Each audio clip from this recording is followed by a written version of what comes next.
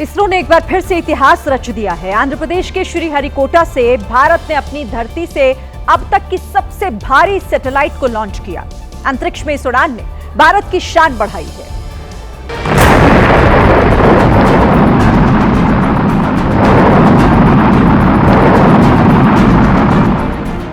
इस ऐतिहासिक पल का गवाह बनने के लिए इसरो सेंटर पर बड़ी संख्या में लोग पहुंचे थे और सिर्फ 23 मिनट में ही खुशखबरी भी आ गई। बाहुबली रॉकेट LVM-3 ने उड़ान भरी और अमेरिका की ब्लू बर्ड ब्लॉक 2 सैटेलाइट को पृथ्वी की निचली कक्षा में स्थापित कर दिया। अंतरिक्ष में इस उड़ान की अहमियत भारत और पूरी दुनिया के लिए काफी खास है। इसरो का मिशन अगली पीढ़ी की कम्युनिकेशनल सैटेलाइट को ऑर्बिट में तैनात करेगा। इसका मकसद दुनिया भर में स्मार्टफोन को तेज रफ्तार मोबाइल ब्रॉडबैंड सेवा देना है। इसका कमर्शियल स्पेस सेक्टर में भारत की अंतरिक्ष एजेंसी इसरो की पकड़ मजबूत होगी। इस बड़ी कामयाबी पर प्रधानमंत्री नरेंद्र मोदी ने इसरो को बधाई दी और लिखा, भारत ने अंतरिक्ष में एक बड़ी छलांग लगाई है। कल दिल्ली में बांग्लादेश हाई कमीशन के बाहर जोरदार प्रदर्शन करने हिंदू संगठनों ने यूनुस सरकार को खबरदार किया था। अल्टीमेटम दिया था कि बांग्लादेश में हिंदुओं का कत्लेआम तुरंत रोका जाए। लेकिन ऐसा लग रहा है कि भारत में हुए इन प्रदर्शनों का यूनुस सरकार पर न तो कोई असर पड़ रहा है, न ही उन कट्टरपंथियों पर। চারপাশে পেট্রোল দিয়ে আগুন লাগিয়ে চলে যায়।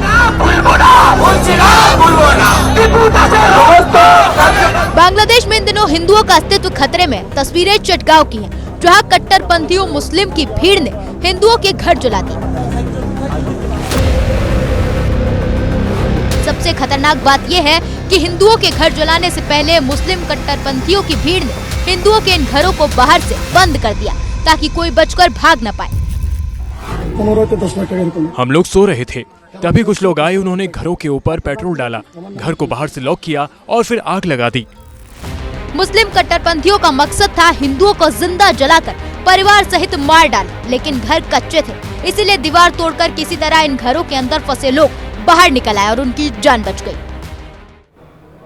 बांग्लादेश के चटगांव में हिंदुओं के घरों पर हुई आगजनी की घटना के बाद मौके से एक धमकी भरा बैनर भी बरामद हुआ है, जिसमें हिंदुओं को खुलेआम कत्लेआम की चेतावनी दी गई।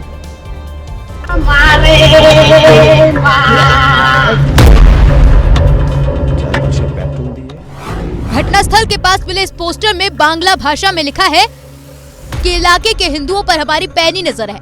अगर इस घटना के विरोध में हिंदुओं तुमने कोई विरोध किया तो इस बार कार्रवाई कड़ी होगी। तुम्हारे घर, दुकानों और संपत्ति को जला दिया जाएगा। पोस्टर में ये भी कहा गया कि तुम्हें बचाने कोई नहीं आएगा। इस पोस्टर का शीर्षक था हिंदुओं के लिए खुली चेतावनी और सूचना। इस घटना और भरी भरा पोस्टर मिलने के बाद इलाके के हिंदुओं में और ज्यादा डर का माहौल फैल गया। हिंदुओं ने इसे सांप्रदायिक आतंकवाद बताया है।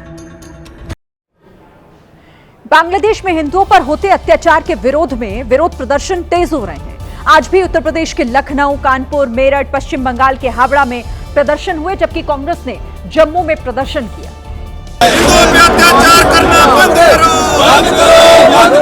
जम्मू में बांग्लादेश की यूनुस सरकार के खिलाफ कांग्रेस कार्यकर्ता नारेबाजी करते हुए सड़क पर उतरे और मोदी सरकार से हिंदुओं को बचाने की मांग की।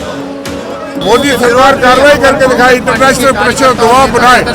इधर यूपी के लखनऊ, कानपुर और मेरठ में भी विश्व हिंदू परिषद और बजरंग दल के कार्यकर्ताओं ने मार्च निकाला और बांग्लादेश की अंतरिम सरकार के प्रमुख मोहम्मद यूनुस का पुतला दहन किया। पश्चिम बंगाल के हावड़ा में विरोध प्रदर्शन पर बीजेपी कार्यकर्ताओं ने कहा कि बांग्लादेश में सुनियोजित साजिश हो रही है, जिसका मकसद हिंदुओं को डराना है। हिंदुओं को ये दिखाने का, डराने का प्रयास है। पूरे विश्व में रहने वाले हिंदू को बताया जा रहा है कि जहां मुसलमान बड़ी संख्या में है, वहां आप नहीं रह सकते हैं।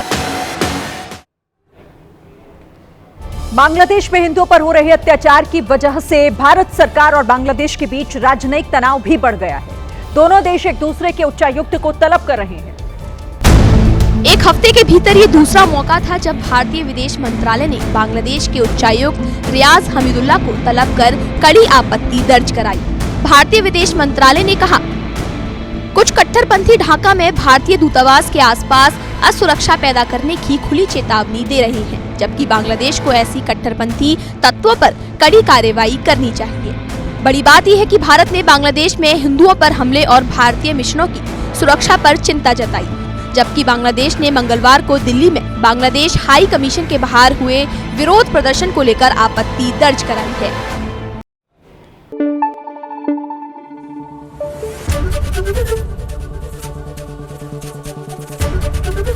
एबीपी न्यूज आपको रखे आगे।